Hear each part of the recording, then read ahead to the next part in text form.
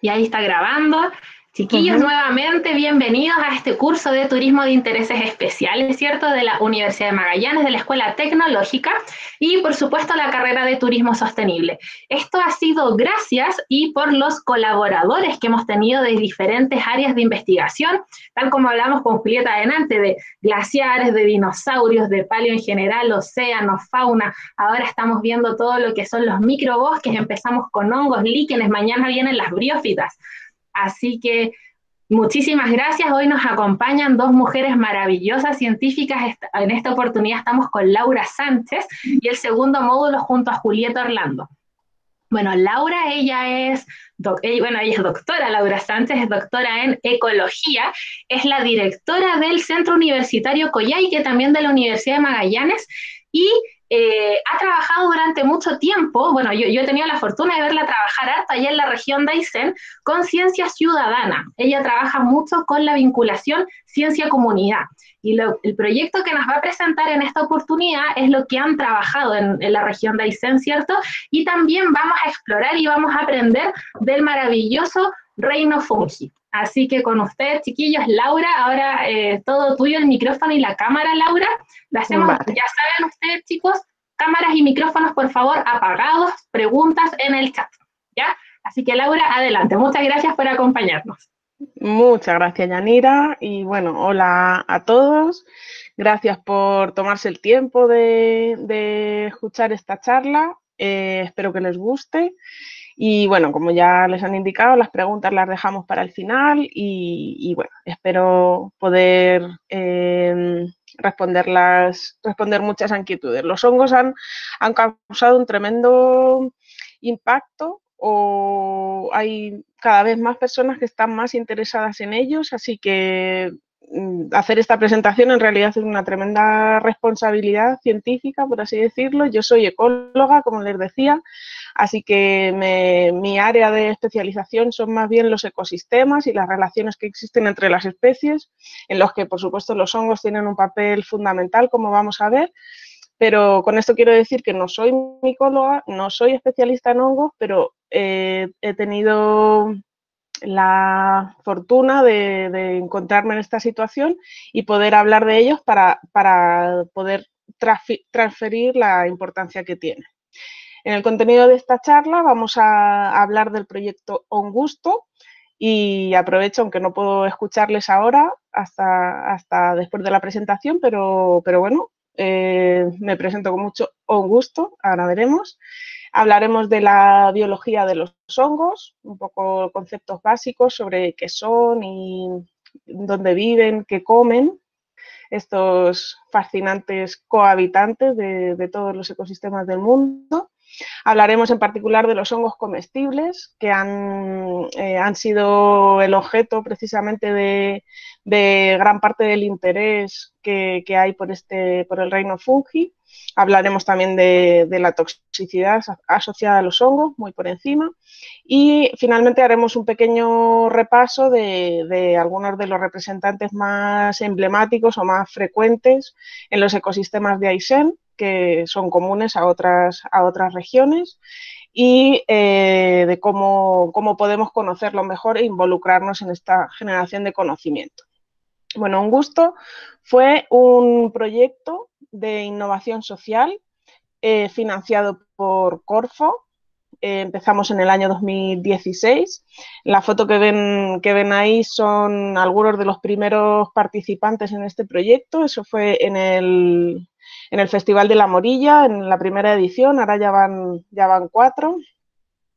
Y bueno, pues tuvimos oportunidad de hacer una pequeña presentación a la comunidad de Aysén de lo que íbamos a hacer en ese proyecto. Lo curioso de todo esto es que la idea de acercarnos a los hongos comestibles surgió a través de conversaciones de colegas en el centro universitario y se nos ocurrió este juego de palabras entre hongos y gusto, porque lo que buscábamos era conocer un poco más del reino fungi en Aysén y ver qué aplicaciones y utilidad podría tener para el desarrollo económico y socioeconómico en general de la comunidad aysenina. ¿vale? Así que hicimos ese el juego de palabras entre hongos y gusto. Bueno, no tiene mucha, o sea, no era difícil de adivinar, ¿cierto? Bueno, lo que buscamos entonces, o cuando tuvimos que formalizar la idea para presentarla a Corfo para obtener la financiación, bueno, como definimos un gusto fue un modelo de transferencia, un modelo de vinculación entre la academia, los científicos y las comunidades. Entonces, un gusto se refiere a eso, al modelo de transferencia, a cómo llegamos a la gente desde la academia o cómo la gente, las personas de la comunidad pueden acercarse a la academia, y esto en torno a los hongos comestibles, silvestres y cultivados. Ahora les comento un poco más. El proyecto tenía tres patitas, por así decirlo. Por un lado, conocer la diversidad de hongos que había, porque en aquel momento un gran porcentaje de gente, el único hongo que se conocía era el hongo morilla. Ahora lo vamos a ver, no tengo foto en esta diapositiva, pero el hongo morilla, el hongo colmenilla, tiene un gran valor comercial. Se recolecta y vende para exportación desde hace varios años en Aysén y me consta que en otras regiones de Chile también. Entonces lo que buscábamos era decir, bueno, hay más hongos además de la morilla. Entonces vamos a conocer qué son los hongos y qué otra variedad existe, porque quizás hay otros que sean comestibles también y podrían ser también productivos, por así decirlo, ¿vale? La segunda patita es, bueno, ya, vale, son comestibles, pero ¿cómo se comen? También nos pasaba con las recolectoras de morilla, que a día de hoy todavía sucede que ellas no lo comen. O sea, la morilla se recolecta para venderla, no está integrado en la comida o en la gastronomía regional, ¿vale? Y en parte esto se puede deber a que no se conoce cómo se cocinan. Entonces era importante también que no solo decir si tal o cual hongo era comestible, sino dar algunas ideas sobre cómo se cocinan para que realmente se utilicen a nivel regional. Y por último, la tercera patita es, ¿se pueden cultivar hongos en Aysén? El cultivo de hongos es una actividad económica cada vez más frecuente en muchos países del mundo. Entonces queríamos demostrar si el cultivo de hongos podría ser una actividad económicamente rentable y viable en la región de Aysén también, con las características climáticas, ecológicas, económicas también, para que esto sucediera. Entonces esas son las tres patitas, por así decirlo, del proyecto Gusto. ¿Qué hicimos a estos niveles? Pues en cuanto a la diversidad de hongos, hicimos muchos talleres de reconocimiento en terreno, hicimos talleres en laboratorio para poder observar las muestras en microscopio, observar otra serie de características macroscópicas también a nivel de laboratorio. Hicimos muchas de estas charlas, incluso tuvimos oportunidad el proyecto no era muy grande, pero también tuvimos oportunidad de hacer algunos análisis genéticos, y esto gracias a la colaboración con expertos micólogos. En cuanto a la gastronomía, pues incluso al final del proyecto hicimos una muestra gastronómica, hicimos una propuesta de recetas regional con ingredientes que se pueden encontrar en Aysén y que están vinculados también a la gastronomía. Para esto fue muy importante la colaboración de chefs locales que gustan de utilizar estos productos naturales locales. Y bueno, en cuanto a la producción, hicimos una planta piloto demostrativa a nivel pequeño, pero que pudiera servir para, por un lado, demostrar que se pueden cultivar hongos en Aysén y, por otro lado, demostrarlo y mostrarlo a otras personas que estuvieran interesadas. Y esto fue en colaboración con la Escuela Agrícola de Coyhaique. También se hicieron talleres de producción para poder transferir todo esto que habíamos ido averiguando. De hecho, esta foto que ven ahora es en uno de los talleres de producción. El edificio que se ve detrás era la planta piloto y y bueno, pues todo, la verdad que tuvimos muy buena acogida de parte de mucha gente, muchas personas que empezaron a venir a los talleres acabaron involucrándose y formando parte de lo que podríamos llamar el equipo en gusto, que ahora mismo no hay diapositivas, no hay espacio disponible para poner toda la lista de personas interesadas que de alguna u otra manera nos han colaborado durante el tiempo de ejecución y posteriormente en el trabajo que hemos ido haciendo desde el centro universitario. Y bueno, como ven, pues hay una variedad de disciplinas, de habilidades que cada uno ha ido aportando y que el denominador común ha sido el interés y la curiosidad por los hongos comestibles o en general por los hongos. ¿Vale? Hasta ese momento, cuando empezamos el proyecto en 2016, la literatura general sobre qué hongos posiblemente aparecían en Aysén, pues por ejemplo son estos 3 libros, eran los 3 libros de los que disponíamos, y al finalizar el proyecto, pues con mucho orgullo y con mucha alegría, les cuento que hemos contribuido a esa literatura disponible con el libro que ven en pantalla, es la portada, está descargable en la red, todo el mundo lo puede consultar. Ahí se muestran 17 especies, bueno, pues había que parar la lista en algún momento, pues hicimos la ficha de 16 especies que son comunes en Aysén, pero también contiene otro montón de información sobre el cultivo y sobre la gastronomía, que eran también 2 aspectos muy importantes en el proyecto.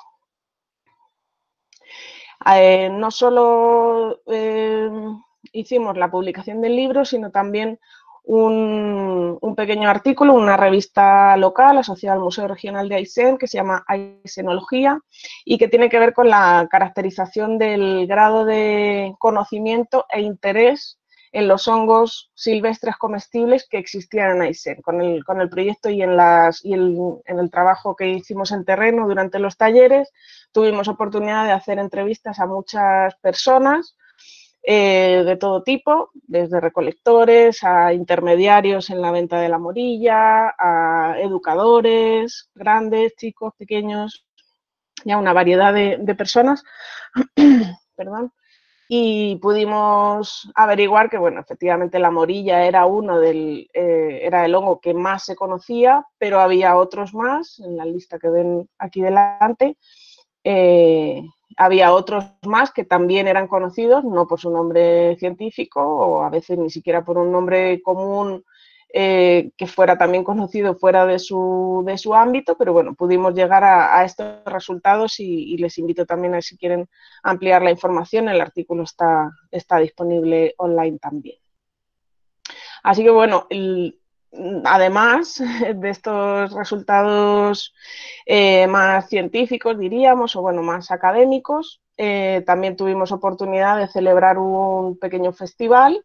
Esto ya, por supuesto, estaba por fuera de lo que era la iniciativa de Corfo, o sea, ya salió fuera del financiamiento del proyecto. Hicimos un pequeño festival lúdico, con música, con charlas, con artesanías y todo ello en torno a los hongos. Lo llamamos Hongustock, también siguiendo con el juego de palabras, y bueno, fue muy interesante. Vinieron también colaboradores del Fungifest, que es este tremendo evento que se organiza en Valdivia desde unos poquitos años antes de que se hiciera esta iniciativa, y bueno, ojalá en el futuro se pudiera hacer una nueva edición de Hongustock. Fue muy, muy divertido en Coyhaique.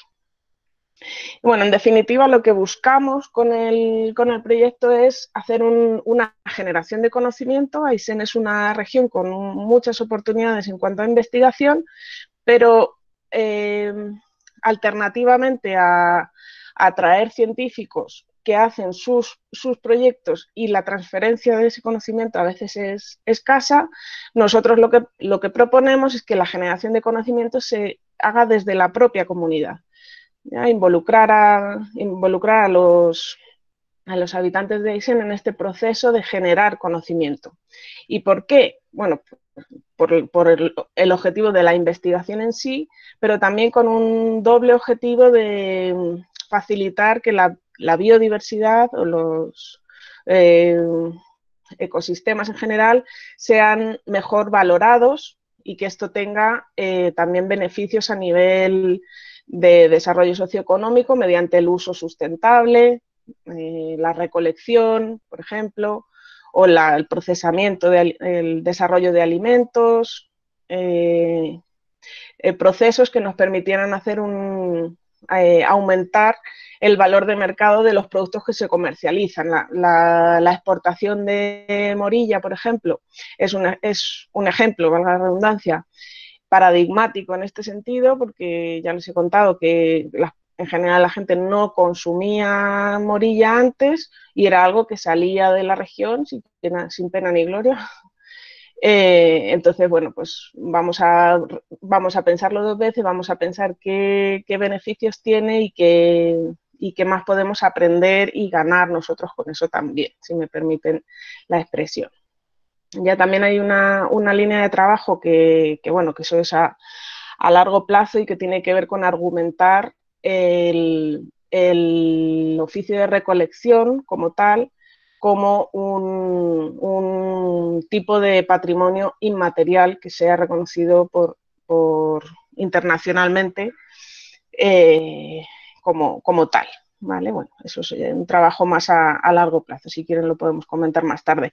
Y bueno, he colocado aquí la foto en la que hicimos un pequeño concurso fotográfico, también una forma de involucrar a la gente que no se sienten identificados con los objetivos académicos, pero sí que tienen una sensibilidad o una habilidad especial para fotografiarlos, para maravillarse, para admirarlos. Bueno, pues vamos a conocer y vamos a romper el hielo, vamos a abrir la conversación con, por ejemplo, un concurso fotográfico, y esto se presentó pues, al final del proyecto, en la muestra gastronómica también, que se celebró en diciembre del 2016. Todo esto de la generación de conocimiento junto con las comunidades, si me permiten, está también asociado a una iniciativa que habíamos iniciado previamente, pero que se fue desarrollando en paralelo, que es un sistema de información en biodiversidad. Los sistemas de información en biodiversidad son bases de datos, en definitiva, de especies en las que se reúne información taxonómica, biológica, geográfica, es decir, dónde aparecen y cuándo. Y en esa iniciativa pues, nos dedicamos a recopilar la información que ya estaba disponible, ordenarla en una estructura de base de datos que fuera compatible con otras bases de datos fuera de la región y del país, y luego validar siempre esos datos o cuidar que la calidad científica de los datos sea uniforme para todos. Con la información que recopilamos en la literatura científica, informes, libros y todo tipo de documentos que se hubieran escrito, todo eso, más lo que se llaman observaciones humanas, que bueno, es una expresión muy graciosa porque uno dice, bueno, pero si no es un humano, ¿quién lo iba a observar? ¿No? No sé. Pero bueno, se llama así, son observaciones, bueno, registros que hacemos cuando salimos a terreno. Toda esa información se compila en una base de datos general, en este caso regional, que se llama SIB, bueno, de las siglas Sistema de Información en Biodiversidad de Aysén, y con la intención también de que eso pues, fuera implementado también en otras regiones y que eventualmente, bueno, estos eran los sueños y poco a poco hemos ido avanzando también en este sentido, pero la idea era pues, que la información en biodiversidad, que forma parte de los objetivos de desarrollo sustentable y bueno, es una actividad deseable para todos los países y incluido Chile, bueno, todos los países en realidad, quiero decir. Laura, que ¿me das fuera un a ese segundito? nivel. Laura, dame un Sí, segundito un toca. Es que Refugio Los Ñires y Juan Pastor tienen las cámaras encendidas, entonces si es que pueden apagarlas, por favor. Juan Pastor y Refugio Los Ñires. Y también está Antonio Miranda con su cámara prendida, entonces por favor si pueden apagarla. Ya, eso Laura, perdón, ahora sí. no, todo bien, todo bien. Entonces, también en paralelo, como les decía, fuimos desarrollando este sistema de información en biodiversidad que nos permitió ir recopilando también los datos que vamos a recoger y que ahora les voy a continuar explicando. La plataforma SIVA-ISEN está disponible en Internet. Ahora no lo intenten ahora porque el servidor está caído y todavía no he podido ir a subirlo. Pero bueno, a día de hoy, bueno, estas cifras las saqué hace unos días, tenemos cerca de 10.000 registros de cerca de 3.000 especies de plantas, animales, hongos y microalgas que se han registrado en la región de Aysén. Como aclaración, un registro, o sea, porque el número de registros es más grande que el número de especies, bueno, una misma especie la hemos podido observar en momentos distintos o en lugares distintos. Entonces, lógicamente, el número de registros siempre va a ser superior, o sea, siempre va a ser igual o superior al número de especies. Dame un segundo, Laura, es que ¿Ya? parece que alguien puso compartir pantalla porque vemos la pantalla dividida en 9 en este momento. Uh, Chiquillos, por favor, a ver, Laura, yo no he ¿puedes tocado dejar de... nada. No, por eso, ¿Sí? es que alguien le puso compartir pantalla. Refugio Ya. Los Ñires, porfa, si es que puedes también apagar tu cámara. Chiquillos, esto como que igual incomoda, entonces si es muy repetitivo, yo tengo la facultad de expulsarlos, ya, así que por favor, ten serio. ¿Puedes, Laura, dejar de compartir Sí, pantalla y claro. volver a compartir para que a ver si funciona? Ya. Reiniciamos. Ahí me fui, ¿cierto? Sí, ahí ya no estás compartiendo pantalla. Ya, y Ya. Y ahí bien, ahora de nuevo. bien.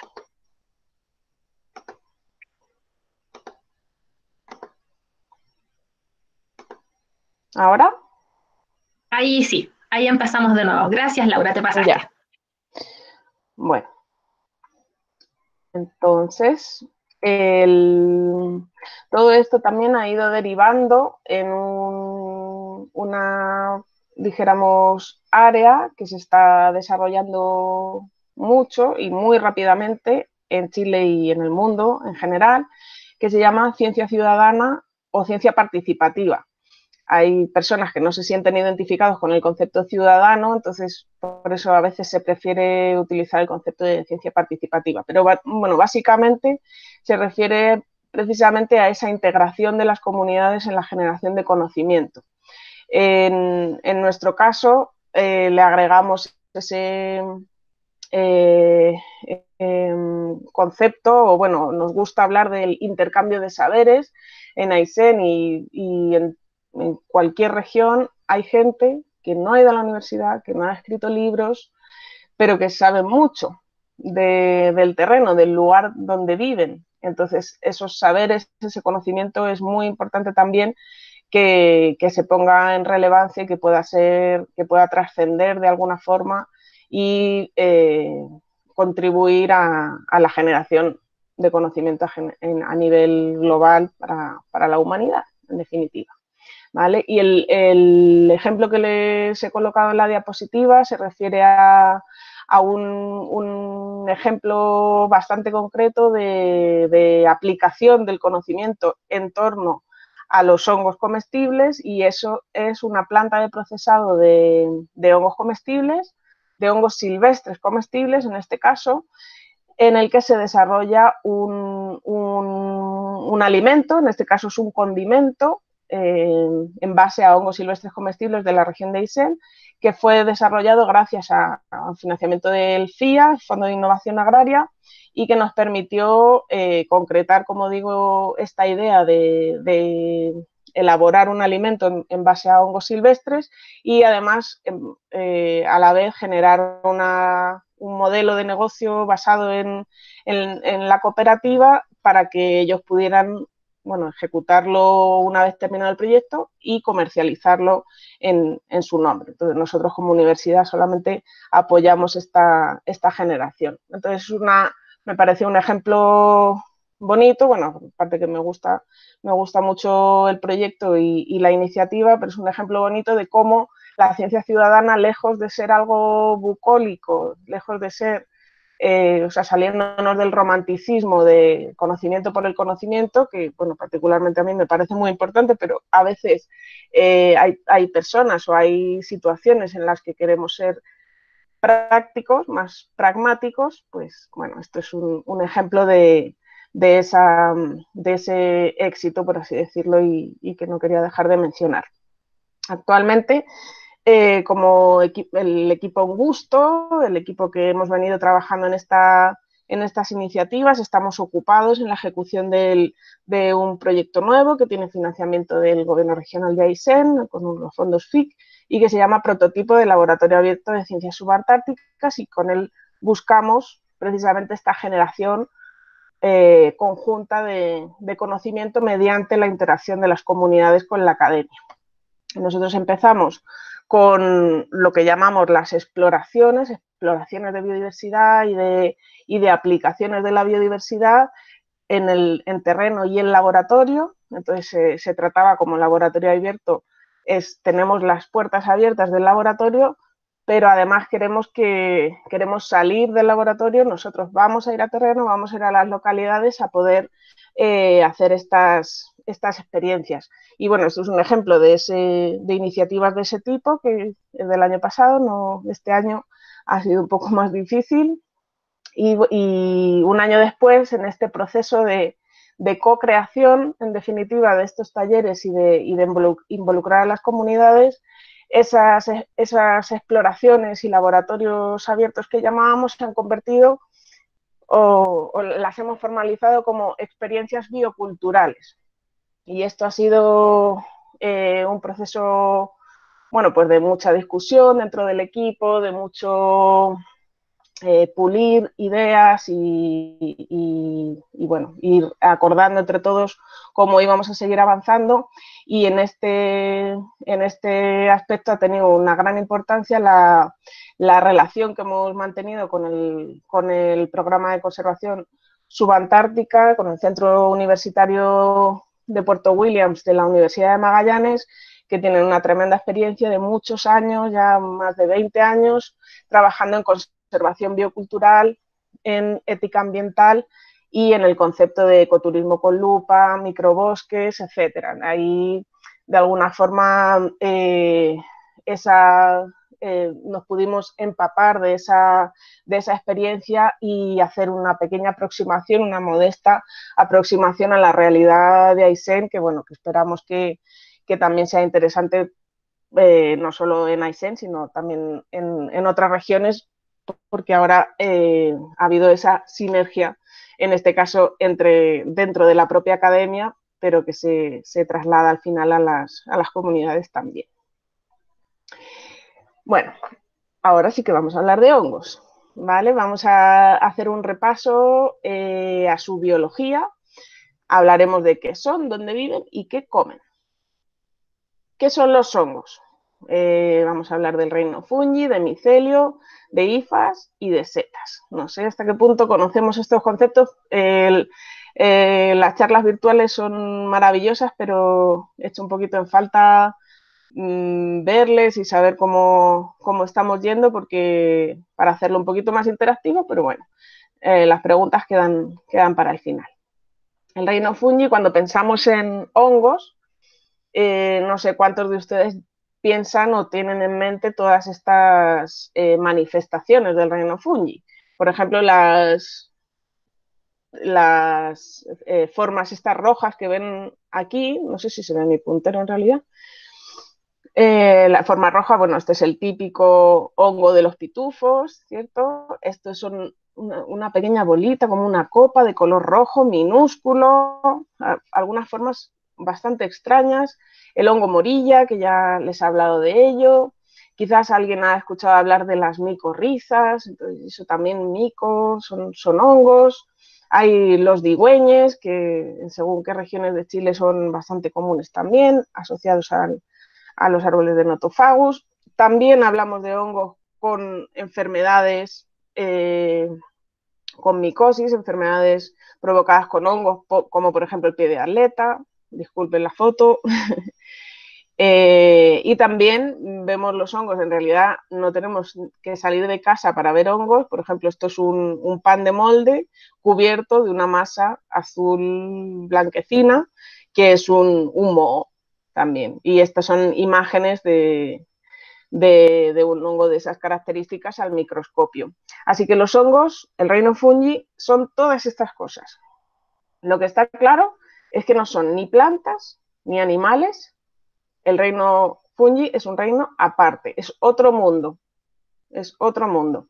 Aquí hay una representación de los grandes reinos en que se clasifica la biodiversidad y bueno,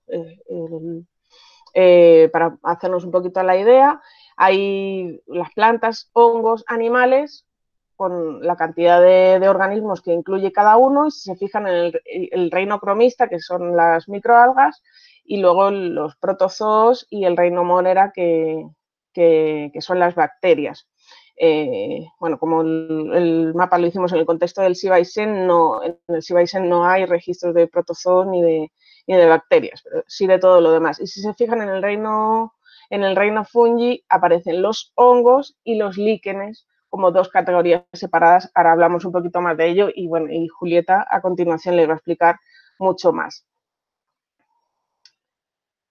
Este gráfico me gusta mucho ponerlo, me parece muy ilustrativo de las diferencias evolutivas que tiene el reino fungi, y si se fijan, el grupo de los hongos está arriba del todo, muy cerca de los animales.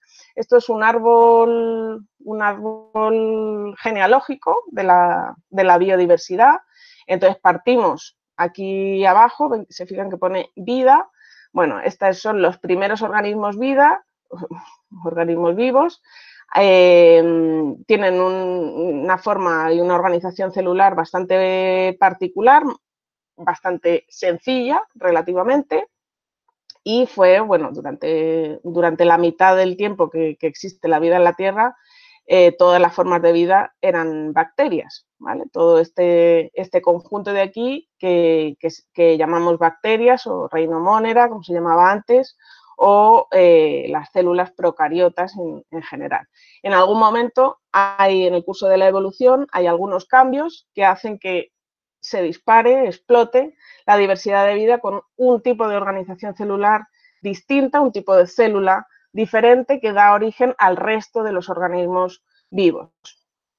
Hay diferentes caminos evolutivos, por así decirlo, y como les decía, el reino fungi está aquí cerquita, relativamente cerquita de los animales. Esto es muy interesante porque fíjense dónde están las plantas. Están aquí abajo. O sea, la diferencia, los hongos que tradicionalmente se han clasificado como flora o que intuitivamente bueno, se solía o antiguamente se solía asociar con las plantas como con los vegetales. A veces he escuchado, o sea, existen nombres también como son plantas sin clorofila, son plantas que no hacen la fotosíntesis. Bueno, pues nada más lejos de la realidad, porque realmente si tuviéramos que asociarlos a algo, están más emparentados con los animales que con las propias plantas. Y no puedo dejar de mencionar esta tremenda mancha naranja que ven en el centro del gráfico y que se refiere al reino protista, que son los microalgas y los protozoos, que tienen una diversidad impresionante y mucho más grande que la de todos los animales que se puedan imaginar, y todas las plantas que se puedan imaginar, y todos los hongos que se puedan imaginar, como vamos a ver a continuación. En general, los hongos son organismos, como digo, con células eucariotas. Una forma de organización celular que básicamente, resumiendo mucho, se refiere a que tienen núcleos verdaderos, a diferencia de las bacterias. Son organismos que pueden estar formados por una sola célula o varias, entonces se le llaman uni o pluricelulares, Y una característica muy interesante es que en su pared celular tienen un compuesto químico que se llama quitina. Esto los hace más parecidos a las plantas, porque las plantas también tienen pared celular, pero no es de quitina, es de celulosa.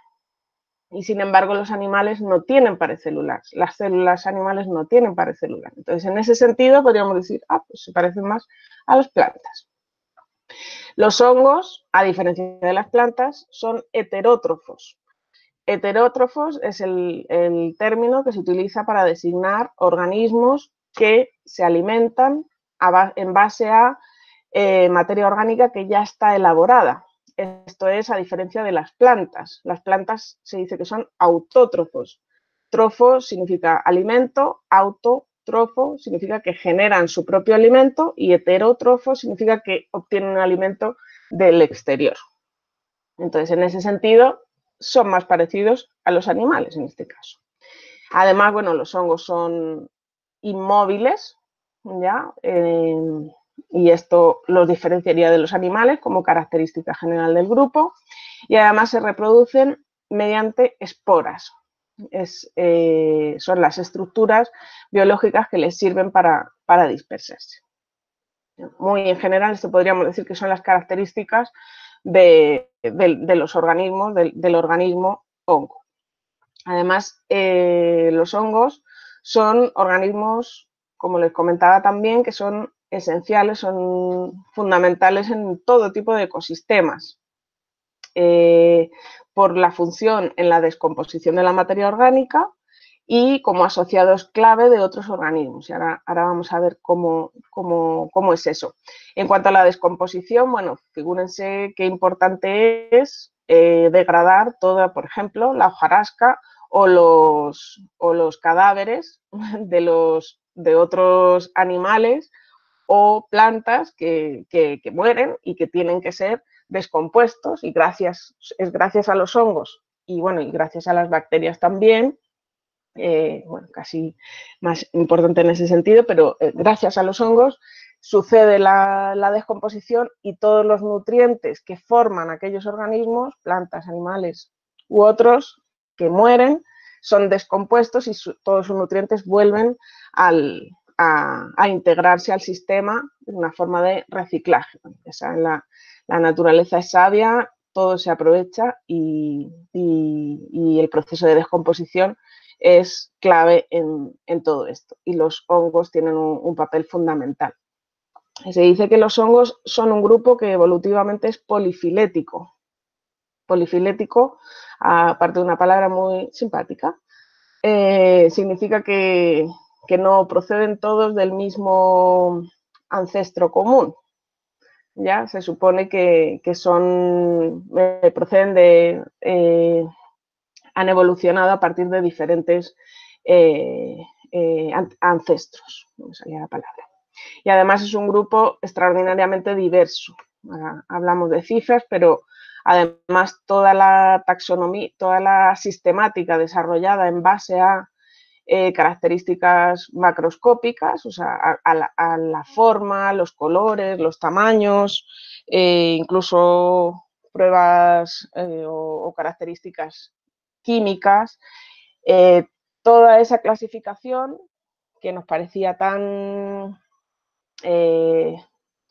concreta, pues se ha puesto patas arriba con los análisis genéticos y con resultados de asociaciones basadas en la similitud de los genes de estos organismos. Entonces, especies que se parecen mucho y que los taxónomos habían colocado en el mismo grupo se han destruido y ahora hay géneros que están en familias distintas, hay familias aparte. Bueno, yo creo que Julieta también nos va a hacer menciona esto porque en particular, o sea, en todos los seres vivos las técnicas moleculares han supuesto una revolución en la sistemática, pero específicamente en los hongos ha sido brutal.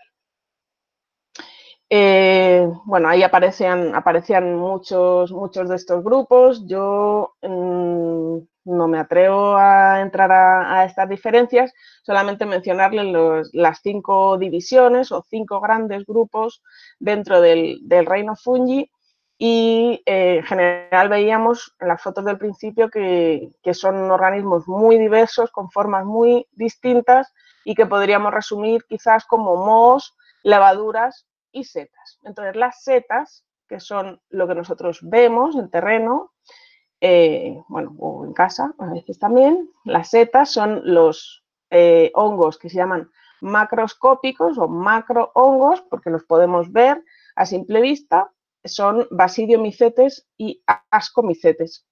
Y las otras divisiones se refieren a los mohos, levaduras, y que son organismos microscópicos y que no son el objeto de lo que yo les quiero contar el día de hoy. Además hay otro grupo muy interesante, que eso ya sí que parece ciencia ficción, que ojalá se pudiera desarrollar más, porque bueno, yo estoy fascinada con ellos, que son los mixomicetes, que están además a caballo ni siquiera están netamente en el reino fungi, sino que bueno, se clasifican, no se está seguro de si son hongos totalmente, bueno, son muy interesantes. Y esos tampoco los voy a hablar ahora en esta ocasión. Vamos a hablar específicamente de los hongos macroscópicos o setas. Entonces, yo les decía que hay dos divisiones de macrohongos y, bueno, los basidiomicetes se llaman así porque tienen basidiosporas que están alojadas en basidiocarpos.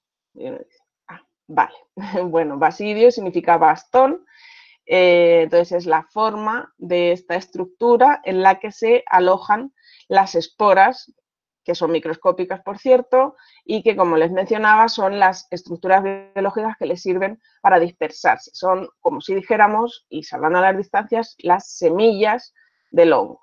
¿Vale? Entonces se encuentran alojadas, estos son esos repliegues del tejido fértil, que ahora veremos cómo se llama. Entonces ese tejido fértil, si lo vemos al microscopio, encontraremos estos bastoncillos con las esporas recién formadas. Sin embargo, los ascomicetes se llaman así porque tienen las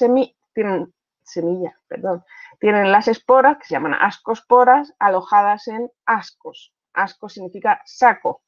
Así que no sé si se alcanza a ver aquí, pero aquí hay unos sacos que están dentro del tejido del hongo, y donde están alojadas sus esporas. Una vez el hongo madura, estas son liberadas al exterior. Entonces, no voy a profundizar mucho más en esto, pero sí que tengan esa noción de que existen dos grupos. Los basidiomicetes son los que tienen en general la forma típica del hongo de pie y sombrero. Sin embargo, hay algunos ascomicetes que tienen formas parecidas y nos podríamos confundir. La única forma de distinguirlo sería mirar al microscopio este tejido y descubrir cómo están organizadas las esporas, que por cierto es un ejercicio muy, muy curioso y muy recomendable. Pero cuando decimos ya, entonces, ¿qué es una seta?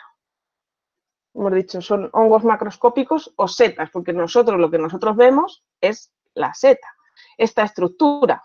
Pero tenemos que tener claro, y yo espero que después de esta charla todo el mundo lo tenga claro, que la seta es solamente una parte del hongo, en particular la parte reproductiva, es el aparato reproductor del hongo, se llaman cuerpos fructíferos. Y son solamente una parte, como digo, de este organismo. El hongo en sí, o el verdadero cuerpo del hongo, son estos filamentos que ven, ¿vale? Que podrían parecer raicillas, pero nada más lejos de la realidad. Ese es el verdadero cuerpo del hongo.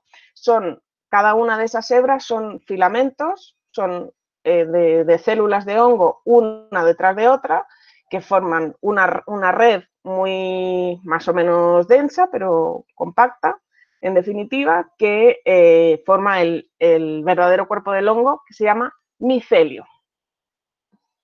¿Vale? Esa es pregunta de prueba, que es el micelio, por supuesto. El símil con las plantas teniendo en cuenta que es otro mundo y que no podemos decir que sean semillas ni frutos ni nada parecido, pero el símil con las plantas serían, por ejemplo, pues las cerezas o las manzanas.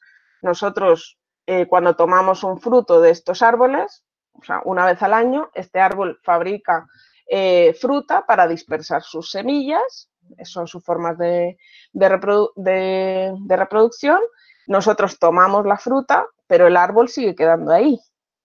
¿Ya? Entonces, con los hongos es lo mismo. Nosotros, si tomáramos y arrancamos el hongo, el cuerpo fructífero, el hongo, el verdadero cuerpo del hongo, que es el micelio, sigue quedando ahí. ¿Vale? Por cierto, esta foto que me parece bellísima y que ha sido cedida amablemente por Camille Truon, que es una micóloga con mucha experiencia en hongos de la Patagonia. Esto es una hoja, es una foto con un nivel de detalle impresionante y el tamaño de este cuerpo fructífero es de menor de 1 centímetro. ¿Vale? Lo que pasa es que en la foto parece mucho más grande, pero para que se fijen el tamaño de lo que estamos hablando. A veces dice macrohongos, bueno, algunos son bastante pequeños. Entonces, bueno, hemos visto uno, pero la diversidad de formas de los cuerpos fructíferos es muy grande. En el libro de Juliana Fursi pueden encontrar esta clasificación que los micólogos suelen utilizar. En este caso está simplificada, pero se puede poner mucho más complejo. Cómo se clasifican y cómo se nombran los hongos por la forma de su cuerpo fructífero.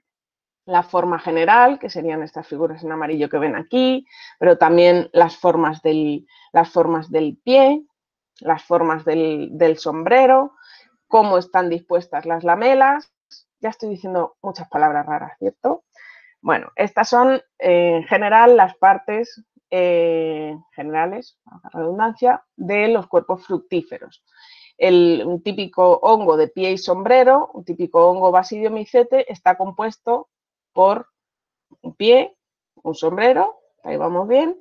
El pie le sirve al hongo para separarse del suelo, y esto a veces es una ventaja porque le va a permitir dispersar sus esporas lo más lejos posible. Las esporas, ¿dónde están? Las esporas están aquí en la parte inferior del sombrero, en lo que se llama el tejido fértil o himenio o himenóforo, y es la parte donde se forman y van madurando las esporas que después serán dispersadas por el viento generalmente o por el contacto con animales u otros organismos que se mueven por el ambiente. ¿Vale? Esta estructura que ven, bueno, esta parte sería el micelio, ya les explicaba antes y se veía perfectamente en la foto de Camille.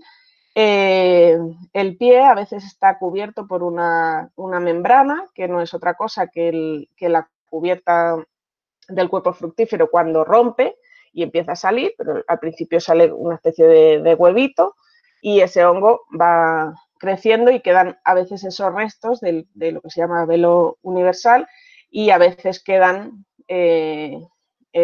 fijos en el pie y se llama volva. Bueno, solamente un género de hongos tiene volva y de hecho es un carácter muy importante para conocer la especie. Otro resto del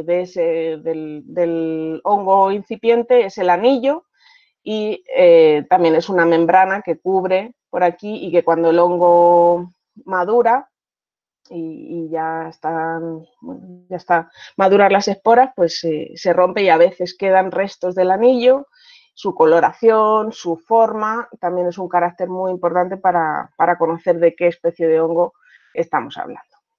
Estas son algunas fotos de la variedad de formas y colores y texturas del himenóforo, desde láminas hasta poros, hasta una estructura más reticulada o estas especies de crestas.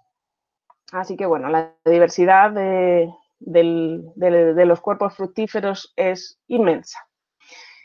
Esto es lo que nos informa de la especie de la que estamos hablando. Los cuerpos fructíferos son los que nos van a indicar entonces qué especie de hongo tenemos.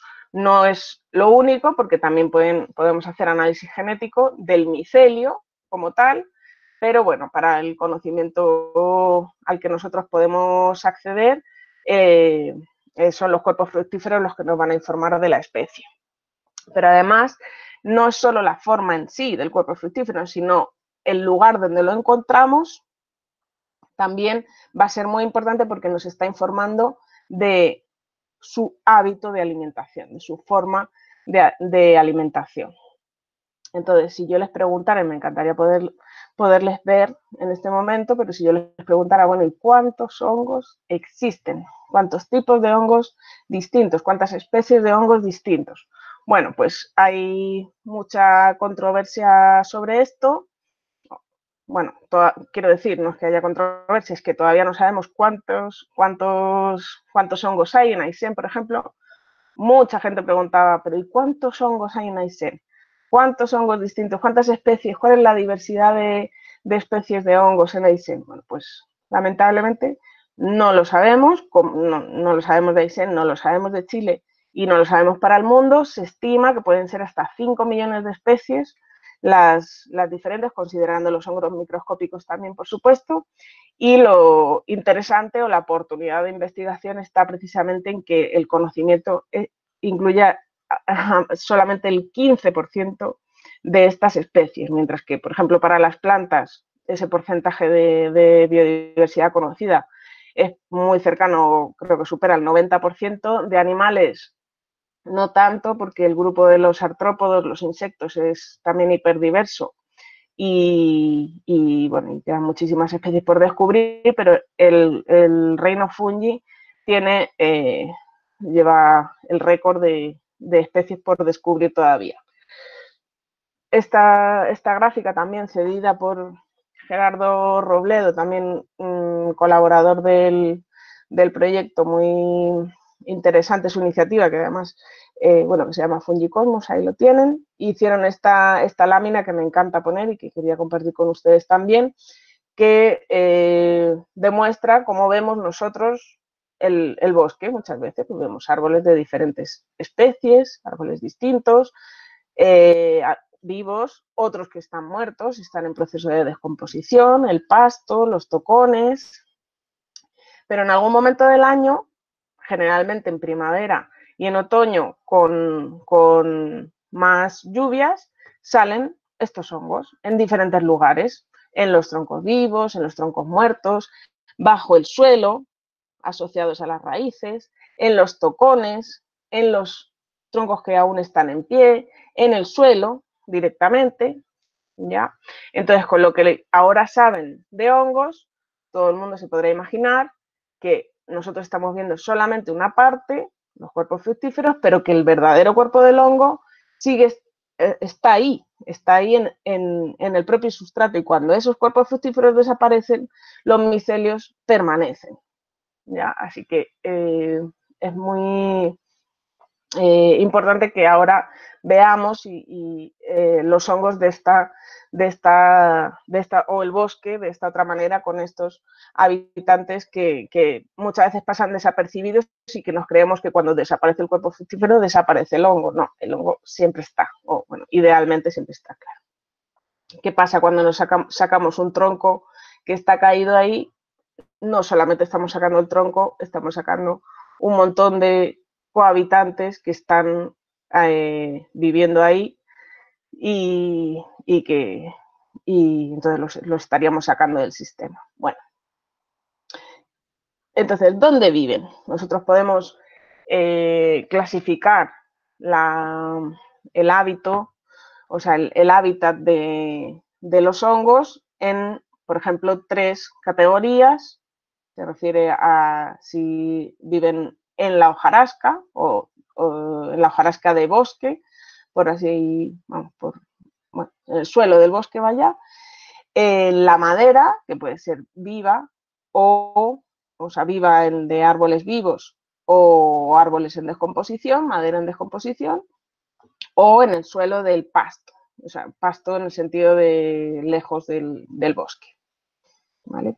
Por ejemplo, en Aysén les comparto algunas fotos. Estos son los bosques caducifolios que se encuentran en Aysén y que están asociados a altitudes intermedias y están formados por lenga y ñire principalmente, y aparecen hongos como el changle o Ramaria flava, que es este hongo coraloide que ven en forma de coral, que ven en la foto de arriba, y el Astropaxillum, que es un hongo amarillo, no sé si se alcanzará a ver bien el color, pero un color amarillo vistoso y muy común en los bosques de notofagus. ¿Vale? En ambos casos están asociados íntimamente al árbol. En bosques de mayor humedad encontramos otros representantes, como por ejemplo Cortinarius magellanicus, que es este hongo morado tan llamativo que es muy hermoso de observar.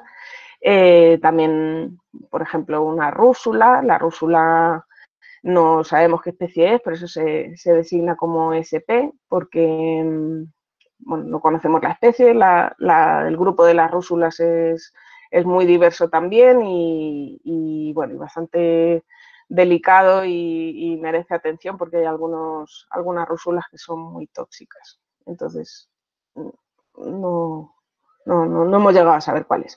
En un bosque más abierto es el hábitat primordial del hongo morilla, por ejemplo. Aquí ven unos ñires, entonces la morilla está, no sabemos hasta qué punto o hasta qué punto está íntimamente asociada al árbol, pero bueno, este es el hábitat típico de la morilla. Entonces, ¿dónde aparecen? Nos da información también de qué comen, de qué se alimentan. Entonces, bueno, hay 3 tipos de estrategias de alimentación en los hongos, que son los hongos saprófitos, parásitos y simbióticos. Vamos a ver qué significa cada uno. Los hongos saprófitos son los que se alimentan de materia orgánica muerta, son los que hacen la degradación. En el ejemplo que yo les ponía antes de degradar la hojarasca de un bosque, por ejemplo, pues son los hongos de tipo saprófito a los que me refiero. Y un ejemplo, por ejemplo, sería la lengua de vaca, Fistulina hepática, que aparece en los troncos de árboles muy, muy maduros ya, porque están descomponiendo esa madera. ¿Ya? Los hongos simbióticos son los que viven o son importantes o viven en íntima asociación con otras plantas, y a esto se les llaman micorrizas. ¿Vale? Las micorrizas, entonces, son hongos que se alimentan de los productos de la fotosíntesis. ¿Vale? El árbol es una planta, hace la fotosíntesis, es decir, ¿se acuerdan? Era autótrofo, fabrica su propio alimento y ese alimento que fabrica la planta es el que le sirve al hongo para sobrevivir. Se alimenta del alimento que produce la planta. Y uno dice, ¿y eso al árbol de qué le sirve? O sea, le está sacando la comida, le está sacando el alimento. Bueno, las micorrizas las micorrizas son en general los hongos simbióticos, que ahora vamos a ver, entregan otros beneficios al árbol que tienen que ver con llegar hasta lugares más profundos y eventualmente con más humedad, así que eso es una capa protectora alrededor de las raíces del árbol y lo protege pues, de agresiones mecánicas, pero también de la desecación, incluso del ataque de otros patógenos que viven en el suelo, pero gracias a esta cubierta del micelio del hongo pues se puede proteger. Y aquí hay uno de los ejemplos de hongos simbióticos son las micorrizas, como digo, y aquí en esta foto vemos esto que parecen raíces, pero en realidad el color blanco lo está dando el micelio del hongo que está cubriendo las raíces de la planta.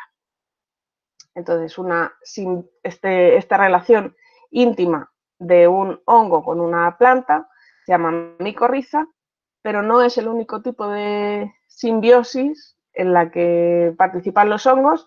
El otro tipo principal son los líquenes, que suceden cuando hay simplificándolo mucho, pero cuando hay una asociación de un hongo con un alga o bacteria fotosintética.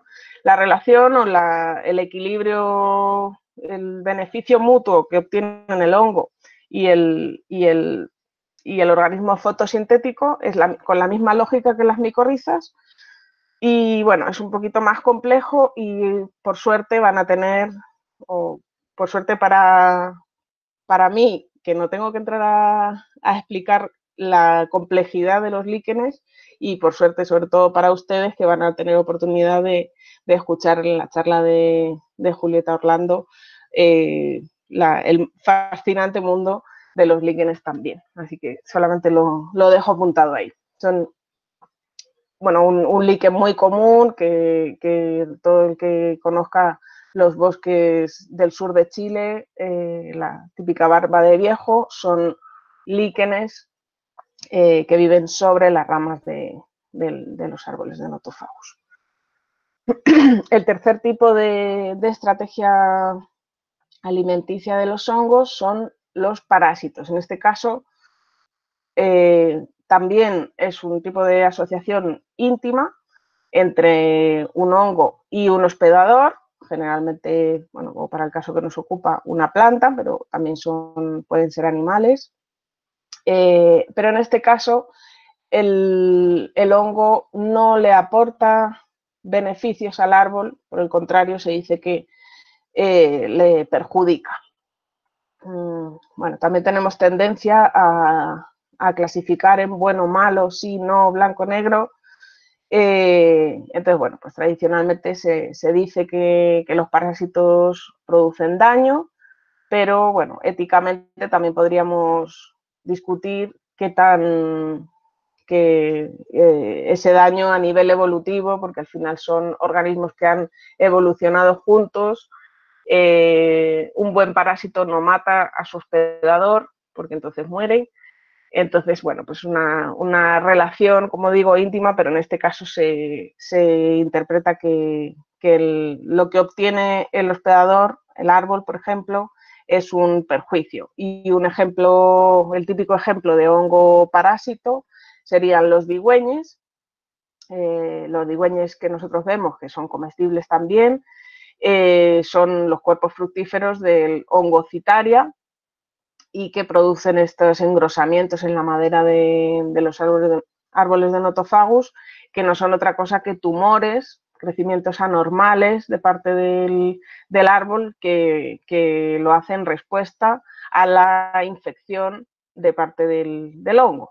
¿Ya? Entonces, un engrosamiento, un crecimiento anormal de las células del árbol que forma estas pecotras, se llaman en Aysén, y que es donde vive, donde está alojado el micelio del hongo. Hay otros hongos parásitos que se consideran pues con efectos negativos, algunos producen enfermedades en el hombre, como algunos de los que he puesto aquí, o la podredumbre de las frutas, por ejemplo, y se llaman patógenos. Pero no quiero dejar de mencionar que, igual que hay hongos patógenos y muchas veces nos dan miedo, los hongos nos dan un poquito de miedo, bueno, hay hongos que han sido tremendamente importantes en la historia de la humanidad, como por ejemplo el hongo penicillium, descubierto por Fleming y que permitió sintetizar el primer antibiótico al que tuvimos acceso y que salvó la vida de miles y miles de personas y cambió radicalmente la humanidad. Vaya. También hay hongos comestibles, que es a donde vamos ahora, y también hay hongos como las levaduras que forman parte, que son imprescindibles, de hecho, para la elaboración de muchos alimentos como los quesos, la cerveza, el pan, etc. Así que, bueno, hongos comestibles. Vamos a hablar un poquito de hongos comestibles. Yanira, ¿qué tal voy con el tiempo? Espero que bien. Vayamos apurándonos un poquitito, Laura, ¿Sí? Estamos pasadas como, sí, trata de hacerlo como en unos 5 o 10 minutitos más para poder tener bien el tiempo de preguntas. Ya, perfecto. Voy a tratar. Hay algunos hongos que se comen, no hace falta que vayamos al bosque, en el supermercado, estas son fotos que toman en el supermercado de Coyhaique, por ejemplo, podemos acceder al hongo ostra, hongo shiitake, hongo champiñón de París, lo podemos comprar y estos proceden de cultivos, ¿vale? Son hongos cultivados. Hay también una variedad de hongos que encontramos en terreno, en los bosques, y que serían silvestres, no necesariamente se cultivan, algunos se pueden cultivar, pero como se imaginarán, el cultivo de parásitos o simbiontes es un poquito más complejo porque necesitamos el árbol, ¿vale? Entonces, son dos tipos completamente distintos. Entonces, hay una diversidad de hongos que se pueden comer y responden a todas las estrategias, pero no todas ellas son, se podrían cultivar, ¿vale? ¿Y de qué depende que los hongos se puedan comer? Bueno, la respuesta, o sea, a la pregunta, ¿este hongo se come? La típica pregunta número 1, ¿este hongo se come? Bueno, todos los hongos se pueden comer por lo menos una vez, ¿vale? Hay hongos que no los vamos a poder comer, ahora les cuento un poco más. Entonces, ¿de qué depende que se puedan comer? Depende de que tengan un aroma, un color, un tamaño, un sabor y otra serie de características que se llaman características organolépticas que hacen que un hongo sea un buen comestible, un excelente comestible o un comestible mediocre. Sobre todo lo que nos importa es que no sea tóxico, ¿vale? Pero dentro de que no sean tóxicos, no todos son comestibles. Como digo, todos se pueden comer por lo menos una vez porque hay hongos que con un aspecto tan inofensivo como el que vemos en la foto, un hongo de color blanco, no parece que tenga nada, no tiene por qué tener un olor raro, bueno, pues es un hongo extraordinariamente venenoso que en ese caso, bueno, nos manda directamente al cementerio. Hay otros hongos que tienen toxinas que nos mandan al baño, al hospital con alguna disfunción hepática o de los riñones. Bueno, hay diferentes síndromes que tienen que ver con diferentes órganos. Vale. Un resumen muy pequeñito sobre algo de la diversidad de los hongos que encontramos en Aysén y antes que nada quizás invitar a reflexionar sobre este concepto de si son nativos o no, ¿ya? Si forman parte del ecosistema original o no. O no sería, o sea, lo contrario sería que sea introducido, que sería lo mismo que exótico. Hay hongos que son exóticos también. Entonces, bueno, igual que las fotos que ven ahí, los ejemplos se refieren a plantas, pero con los hongos esto es un poquito más complejo porque no los hemos estudiado tanto, porque no sabemos, en caso de los introducidos, no sabemos cuándo fueron introducidos y es difícil averiguarlo. Entonces, bueno, un poquito solo por reflexionar sobre la distribución de las especies de hongos. Bueno, los he clasificado así por simplicidad y, bueno, si tienen preguntas los comentamos después. Algunos hongos que podríamos denominar nativos y que están asociados al sustrato suelo, pues son esta ramaria, ya habíamos visto otra anteriormente,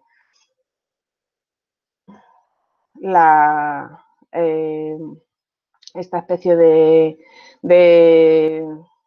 copa gelatinosa que aparece en el suelo también con un color naranja muy brillante, Cortinarius magellanicus, otro tremendo exponente del reino fungi. En el suelo también hemos visto que encontramos morchela o el chicharrón de monte o falsa morilla, que por cierto es tóxico, según la literatura incluso mortal, a pesar de que hay mucha gente que dice que lo consume, incluso se comercializa, pero según la literatura dicen que es muy tóxico. Otros hongos que aparecen en la madera, bueno, la foto no es muy agraciada, la verdad, pero es otra copa gelatinosa que en este caso aparece sobre las ramas de Nothofagus. Ese sí es comestible, no tiene mucho sabor, pero sí tiene una textura curiosa. La gomita de bosque, Wepinopsis o Heterotextus alpinus, que bueno, el nombre de gomita de bosque por su forma, como todos pueden ver. Los digüeñes, ¿vale? Que hay diferentes especies, hay 7 especies en todo Chile y tienen diferentes relaciones con las diferentes especies de Nothofagus, también un grupo muy interesante. Las lengua de vaca, orejas de palo, también hongos muy curiosos porque, por ejemplo, la Ganoderma puede crecer durante varios años y llegar a unos tamaños descomunales. He llegado a ver una de más de 1 metro de diámetro. Trametes, también la cola de pavo, que se le atribuyen características anticancerígenas. El hongo Pleurotus ostreatus, que es el hongo ostra, el mismo hongo ostra que encontramos en el supermercado, pero en su forma silvestre. También lo hemos encontrado en Aysén y me consta que existe en otras regiones de Chile también. Un excelente comestible. El gargal, Flamulina velutipes, estos dos son comestibles también. Otros que aparecen, que podríamos llamar introducidos, porque aparecen en ecosistemas modificados, son el champiñón de campo o la polvera del diablo. Estoy abreviando mucho, ¿vale? Después en las preguntas, si quieren, me comentan más. Estos, los hongos de la tinta, también aparecen asociados a ecosistemas de pradera. En las plantaciones de pino nos encontramos la callampa de pino y otros hongos también, el nombre no corresponde, bueno, otros hongos también asociados a las plantaciones. Y no quiero dejar de mencionar que, bueno, vemos hongos y cuando los recolectamos. Hay 2 motivos por los que podríamos recolectar los hongos y son con fines gastronómicos o con fines científicos. En general, nunca. ¿Cuándo recolectamos? Nunca. Salvo cuando conocemos bien la especie y la vamos a consumir para venta o para consumo familiar, vaya, o bien cuando estamos con un científico y necesitamos colectar para obtener muestras. En general, o algunas pinceladas a la recolección sustentable, bueno, pues esperar a que el hongo haya madurado para que pueda soltar sus esporas y cumplir su ciclo biológico, cortar para evitar dañar el verdadero cuerpo del hongo, que como saben queda en el sustrato una vez nos llevamos el cuerpo fructífero. Esto es una representación también, una ilustración que ponemos siempre que representa cuál sería el efecto de arrancar uno de los cuerpos fructíferos. Estamos dañando el micelio y esto podría comprometer la supervivencia del hongo en el futuro.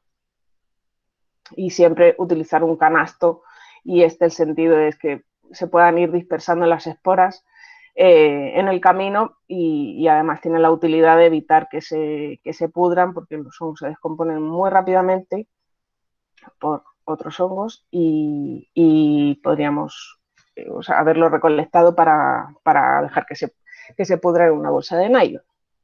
El otro motivo es que sea con fines científicos, entonces en ese caso, bueno, pues siempre con el apoyo de algún especialista podemos generar nuestra propia información y integrarla a estas iniciativas que les contaba de ciencia ciudadana o registros participativos o científicos. En general, debemos observar y registrar individuos de diferentes tamaños y diferentes grados de desarrollo, como la foto central superior, para tener una idea de cómo va cambiando la forma y los colores con la madurez. En algunos casos es necesario hacer cortes longitudinales para ver el interior, lo que se llama la carne del hongo, porque a veces la coloración es sorprendentemente diferente y eso nos va a dar información sobre qué especie es. Y la forma de conservación de los hongos en general es la deshidratación. Entonces se colocan en deshidratadores para secarlos cuanto antes y evitar la descomposición. Como ciudadanos o en iniciativas de ciencia ciudadana podemos hacer algo parecido. Nosotros con el proyecto Ongusto y con el SIBAISEN desarrollamos estas láminas que nos permiten hacer registros ordenados de los hongos que vamos observando en terreno, y esto nos permite sistematizarlo e ingresarlo al SIBAISEN, un ejercicio interesante que esperamos seguir desarrollando. Esto sería un ejemplo de qué tipo de datos se deben tomar en terreno para hacer los registros científicos. Un ejemplo de una foto, y uno se pregunta, bueno, pero ¿y cómo tomo la foto? Bueno, pues algunas recomendaciones para la fotografía de hongos son pues individuos en diferente grado de desarrollo, siempre una referencia de tamaño y de color, porque bueno, a veces las luces son distintas, y la foto que ven es un ejemplo de un registro de Cotinarius magellanicus, que evidentemente cambia mucho desde un individuo extraordinariamente joven a un individuo totalmente desarrollado, y si no lo conocemos nos puede parecer que son diferentes especies cuando realmente son la misma, solo que con distinto grado de desarrollo. Así que, bueno, muchas gracias, espero que se haya entendido y vamos con las preguntas.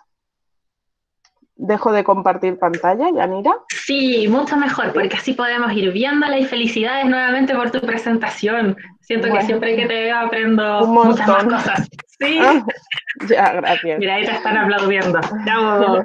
Muchas ya, gracias. Mira, por el tiempo vamos a leer, chiquillos, solamente las preguntas, ¿ya? Pero está de más decir, mira, ahí está Rodrigo mirando, pendiente. ¡Ay, Rodrigo, hola! Sí, pero dicen felicitaciones, demasiado bueno. Bueno, Carolina es de Ruta de los Parques. Muchas gracias, Laura, fabulosa charla. Después muy completo, muchas gracias. Entonces ya, está llena de felicitaciones. Muchísimas gracias a vosotros, qué bien. Y volvemos al inicio entonces, que era el principio de las preguntas. Espérame. Bueno, acá te están diciendo excelente trabajo, Laura, innovación social. Sí. Dejaron el link también de Ongusto. Preguntaron por el correo, si es que me lo puedes dejar y yo se los comparto a los chicos en el correo diario que les envío, perfecto. Después, bueno, aquí ya empezamos. Que Rafael Bernales pregunta, según esta explicación entre los reinos, ¿cómo se explica el tema de las plantas carnívoras? Igual consumen proteínas de organismos que ya estaban constituidos, ¿o no? Igual se consideraría dentro de Plantae. Bueno, muy excelente pregunta. Sí, por supuesto que se considera dentro de Plantae. Las plantas carnívoras hacen la fotosíntesis, o sea, necesitan la luz para fabricar su propio alimento, pero son un poquito más sofisticadas porque tienen una estrategia, digamos, complementaria para obtener nutrientes, que consiste en digerir, o sea, en descomponer otros alimentos. Y precisamente por eso las plantas carnívoras aparecen en ambientes muy pobres en nutrientes, como las turberas y terrenos saturados de agua, suelos saturados de agua, donde el flujo de nutrientes, bueno, que se lavan los nutrientes, el suelo es pobre, además con un pH muy bajo, entonces la planta ha desarrollado esta estrategia complementaria de obtener alimento, que tiene que ver con digerir insectos o otros organismos vivos. Pero las plantas carnívoras hacen la fotosíntesis y por supuesto que pertenecen al reino Plantae. Fantástico. Sí, en turberas se ven bastante. Mira, te pregunta Trinidad si es que las plantas también son polifiléticos. Sí. A un cierto nivel, las plantas vasculares y no vasculares proceden o tienen como origen las algas. Representantes de, no me acuerdo qué división era, creo que era clorofita, no me acuerdo qué divisiones, pero sí, las plantas proceden de las algas. O sea, en ese caso sí podríamos decir que las plantas han evolucionado desde las algas, ¿vale? Y después, una vez conquistaron el medio terrestre, ya se diversificaron y empezaron a evolucionar en diferentes ramas, por así decirlo. Pero sí, eso. Perfecto. Por favor, Antonio Miranda Martínez, si puedes apagar tu cámara para que tengamos mejor señal. Bueno, acá hicieron una pregunta y también dieron una respuesta, entonces para que por si puedes escuchar ambas y decir sí, ok, o no, estoy en Vale. desacuerdo. Mira, Sandra pregunta, ¿cuál es la diferencia entre hifa y micelio? A lo que Patricia Medina responde, la hifa es el filamento microscópico que al unirse y formar filamentos de mayor tamaño se denomina micelio. Efectivamente, así es. De hecho, más que el micelio es la red de filamentos, no un único filamento. Un único filamento sería hifa y el conjunto de las hifas forma una red, una madeja de hifas que se llama micelio. Muy buena pregunta, ¿verdad? No lo había dicho. Fantástico. Muy explicativo. Y ahora Natalie dice, hola Laura, ¿hay alguna página en la cual se puedan compartir los registros fotográficos de hongos? Sí, claro, en el SIVA-ISEN. Aquí me voy a parar un poquito porque a lo mejor no lo he transmitido como quisiera y porque, bueno, o sea, compartir registros de hongos lo podemos compartir en cualquier red social, ¿cierto?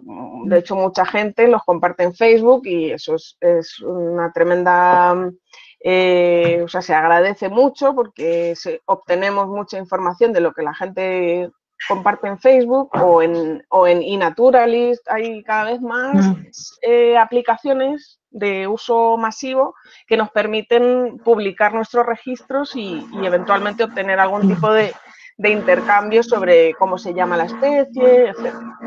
Pero ahí les invito a que hagamos una pequeña reflexión y es que, bueno, ustedes saben que, por ejemplo, con Facebook, cuando uno firma la política de uso, le está regalando a Facebook todas sus fotografías.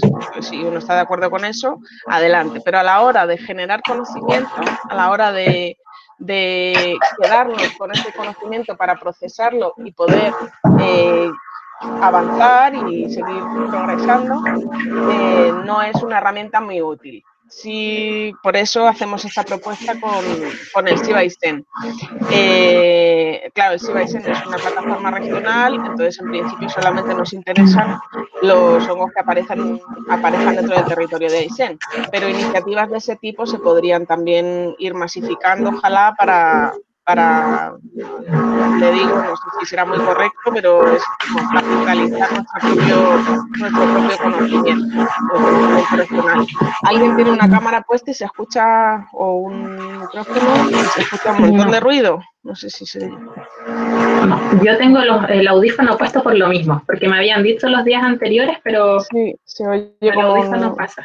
Como una máquina. Entonces, bueno, perdón, por resumir, puedes utilizar para compartir tus registros, puedes utilizar las plataformas masivas de tipo Facebook o eNaturalist, que es, voy a escribir aquí en el chat el nombre, también muy recomendable. Esto es una aplicación que han desarrollado en la Universidad de California. Y bueno, pues una forma de compartir los registros y obtener algo de feedback, pero como digo, merece la pena que lo pensemos dos veces y tratemos de organizarnos de alguna forma para hacer grupos de estudio o bueno, algunas otras iniciativas que podrían servir para ser nosotros los protagonistas de la generación de conocimiento, no solamente poner a disposición lo que nosotros observamos, sino poder protagonizar toda esta historia. Y bueno, se me ha ido la idea. Ahí me va a salir. Bueno, cuando tengas la página lista, bueno, si quieres igual me puedes compartir el link, yo lo pongo en la parte que dice recomendados por, para que los chicos tengan el Vale. enlace y que puedan compartir su Vale, información. les pido paciencia porque esto está alojado en servidores de la Universidad de Magallanes que por la situación de pandemia ahora se caen con mucha frecuencia y bueno, dependemos de que los chicos de informática puedan ir a, a subirlos o como se llame. Y en este momento ni la página Un Gusto ni el SIBAISEN están activos. Pero bueno, pasaré el enlace para que para el futuro ojalá se pueda consultar. Perfecto. Mira, ahora Rafael Bernales te pregunta, ¿por qué no se consideran los hongos que nacen a partir del estiércol de animales? ¿Por qué no se consideran? Sí, sí que se consideran. Lo que pasa es que no he puesto ningún ejemplo. Pero el estiércol de caballo es un sustrato fantástico para el crecimiento de los hongos y de hecho hay muchos hongos que crecen específicamente en las bostas de animales, de caballos, de vacas, es su sustrato predilecto, igual que unos crecen en la madera, en los troncos o en el suelo, hay otros que crecen específicamente en las bostas de caballo o de vaca. Y bueno, simplemente no he puesto ningún ejemplo, pero por supuesto, sí, hay muchos. Ya. Ahora también Rafael pregunta si es que todos los hongos tienen psilocibina. Psilocibina. Bueno, esa es la pregunta número 2 de siempre que hacemos una charla de hongos. Sí. La primera es, ¿se pueden comer? La segunda es, ¿son alucinógenos? La psilocibina es un principio activo que, bueno, podríamos llamarle toxina, de hecho produce una intoxicación, pero es de tipo alucinógeno, o sea, afecta al sistema nervioso y no al gástrico, al gastrointestinal ni nada, y no, claro que no todos los hongos tienen psilocibina, de hecho solamente algunos, los del género Psilocibe o de la familia, y aprovecho la pregunta para comentar que la diversidad química de compuestos del reino fungi es inmensa y de hecho es tan grande y tan poco conocida, o sea, imagínense si no conocemos las especies, como para conocer además de qué está compuesta cada especie, cuáles son los principios activos que fabrica cada una de esas especies. Entonces es muy difícil predecir cuál va a ser tóxico o cuál no, porque quizás simplemente no conocemos la toxina que va a provocar la toxicidad, valga la redundancia. Entonces, bueno, es todo un mundo aquí por aprender, sí. Aún queda mucho por descubrir. Totalmente. Mira, Sandra dice, o sea, pregunta, dice, en Chile el Aleurosicus vitellinus, ¿sí? ¿Al ¿Lo dije bien? Eurodiscus? Sí, al Ese. Eurodiscus. Sí. Y el Cortinarius magellanicus están considerados como no comestibles, pero en Argentina. Pero en Argentina están en la categoría de comestibles. ¿Por qué? Muy buena pregunta y se refiere precisamente a lo que comentaba de su comestibilidad. O sea, que un hongo no sea tóxico no significa que sea un buen comestible, ¿vale? Porque, de hecho, al Eurodiscus, si han tenido oportunidad de probarlo, es que no sabe a nada. No sabe a nada, entonces no tiene cualidades organolépticas, no tiene sabor, no tiene un olor. Entonces, ¿se puede comer? Sí, por supuesto se puede comer, pero es que no sabe a nada.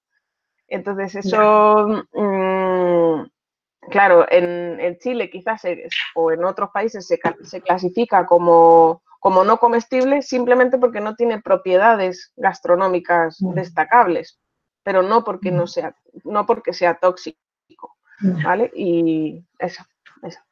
Mira, ahora Rafael pregunta si es que en las regiones australes existen amenazas naturales o impactos de parte del ser humano para la aparición de setas. ¿En dónde, perdón? ¿Ciudades? En las regiones australes, no, regiones australes. Perdón, repíteme la pregunta de nuevo. No. Si es que en las regiones australes existen amenazas naturales o impactos por parte del ser humano que impidan, ¿cierto?, la aparición de las setas. Claro, pues muy buena pregunta también, porque claro, cuando se trata de evaluar el riesgo de conservación que tienen los hongos, es difícil, porque tengan en cuenta que nosotros observamos solamente los cuerpos fructíferos. No sabemos qué tamaño tiene el micelio. El Entonces micelio. es bien difícil, y así una respuesta sencilla y general para todas las especies es que los hongos se van a conservar en la medida que se conserva el lugar donde viven, o sea, el ecosistema al que están asociados. Lamentablemente nos hemos acostumbrado a una mirada a la naturaleza fragmentada y dirigida a los organismos que más nos llaman la atención, que a lo mejor ni siquiera son los más importantes. Por ejemplo, el huemul. No tengo nada contra el huemul, que nadie me malentienda, pero son especies grandes, peludas, que llaman nuestra atención y que queremos conservar, sin darnos cuenta de que en realidad lo que tenemos que conservar es el lugar donde viven, y así se conservaría la especie sola. De otra manera estamos estamos convirtiendo o mirando a la naturaleza como si fuera un zoológico, una colección de especies que nosotros queremos dominar, controlar y tenerla en jaulitas y con las poblaciones y con los números de individuos que a nosotros nos convienen. Entonces eso, cuando, claro, esa misma mirada que usamos con los animales o las plantas la dirigimos a un mundo tan diferente como los hongos, pues nos surgen estas contradicciones que es difícil de controlar, que es difícil de interpretar y de asimilar. Entonces, pensemos siempre, para los hongos y también para los animales y las plantas, que más bien deberíamos pensar en la conservación de los ecosistemas. Pero en este sentido, Chile es pionero en el mundo porque es uno de los pocos países que tienen una lista de hongos protegidos. Eso no es así. Las típicas listas rojas de especies en peligro se refieren a plantas y animales, y los hongos generalmente no son considerados. Y sin embargo, Chile, gracias a la Fundación Fungi, por cierto, han desarrollado un tremendo trabajo y hay listas rojas de hongos amenazados. Y esto es súper importante para los estudios de impacto ambiental y cualquier tipo de actividad que vaya a afectar a la conservación de los ecosistemas. Muy interesante también. Fantástico. Bueno, Laura, ahora no te quiero cortar la inspiración, pero vamos un poquitito más rápido porque si no vamos muy cortos con el tiempo. Está bien. Mira, ahora Gonzalo, claro, están preguntando, Macarena, perdón, que era una antes, hace mucha relación en que se asimila mucho, ¿cierto?, el hongo con la humedad, ¿verdad? Porque humedad y todo salen los hongos. Entonces, si es que es posible que exista algún hongo en el desierto, y de ser así, ¿cuál sería?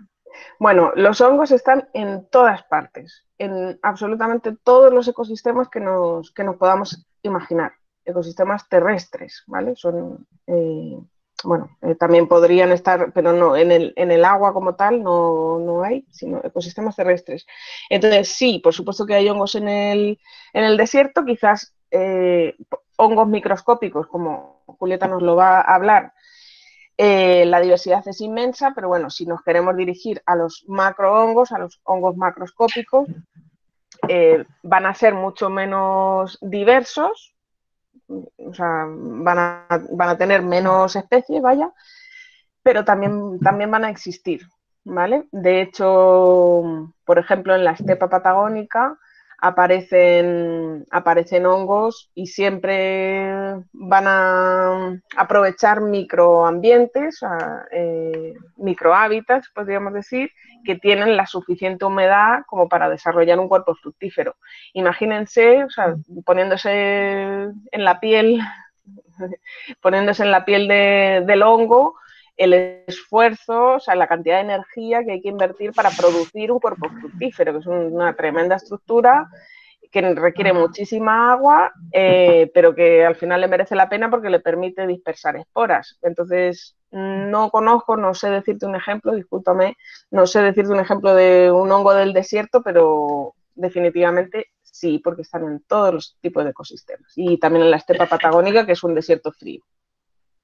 Fantástico. Mira, ahora Karen pregunta, ¿cuál es tu opinión con respecto a la industria sobre cultivos en interior, como el hongo ostra, el shiitake, etcétera, que hoy en día va en crecimiento?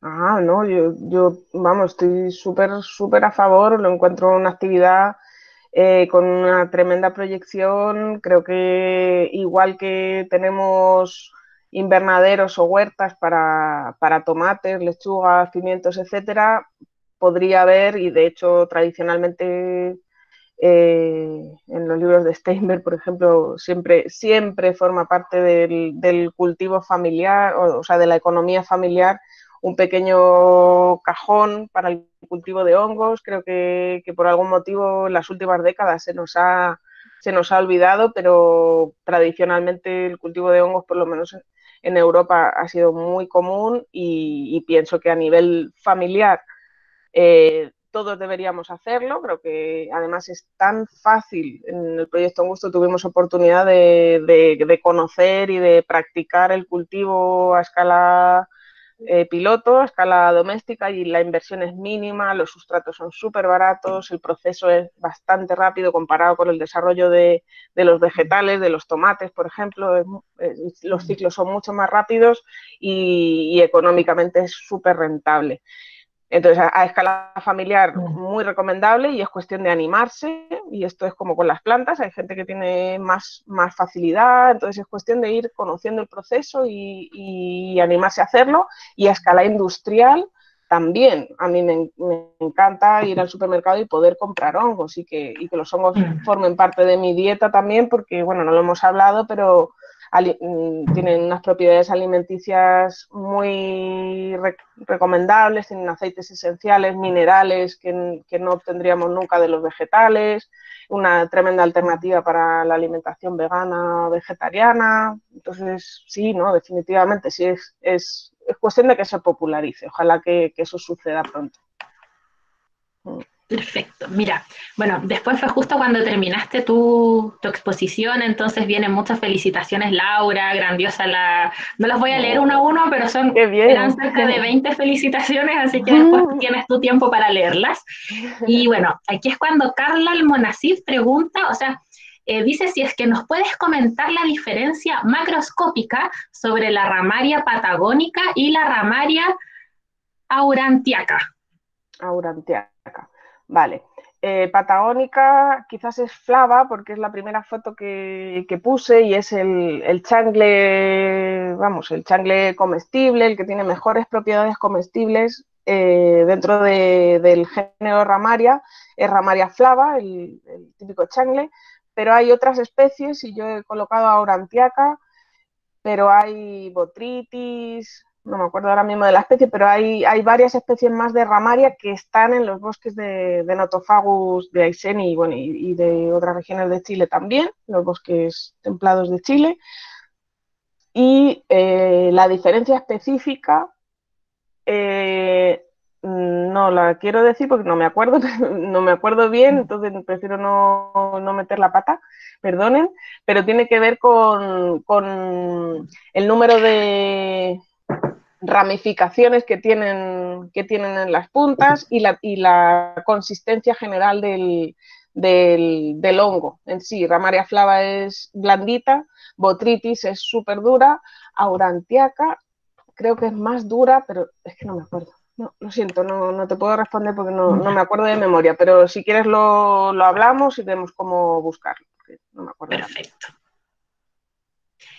Ahora Gonzalo te pregunta cuál es tu opinión con respecto al uso de hongos psicodélicos como uso terapéutico y lúdico.